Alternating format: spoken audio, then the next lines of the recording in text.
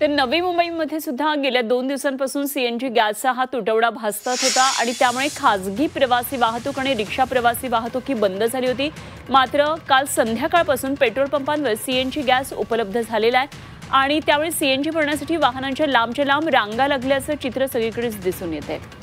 तर नवी मुंबईमध्ये काय नेमकी सगळी परिस्थिती आहे याचा आढावा घेतलाय आमच्या प्रतिनिधी स्वाती नाईक यांनी। रविवारपासून नवी मुंबईमध्ये सीएनजीचा तुटवडा भासत होता, परंतु काल संध्याकाळपासून नवी मुंबईचे जे पेट्रोल पंप आहेत ते आता सुरू झालेले आहेत। सीएनजी भरण्यासाठी आपण बघताय मोठी रांग लागलेली आहे।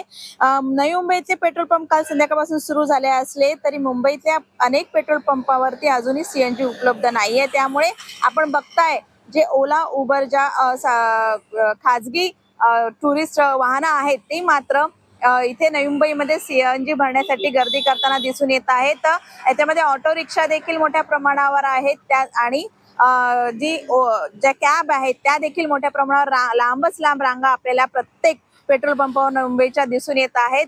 रांगेत उभे राहिल्यानंतर सीएनजी मिळत असल्याने 2 दिवस जो काही तोटा सहन करावा लागला होता या कॅब चालकांना आणि रिक्षा चालकांना, त्यामध्ये समाधान मानत आहेत की आजचा दिवस हा सुरळीत जाईल। जे सीएनजी मिळाल्यामुळे आमचा जो आजचा उदरनिर्वाह आहे ते होईल, अशी प्रतिक्रिया या वाहन चालकांनी दिलेली आहे। Swati Naik, Zee media, Navi Mumbai.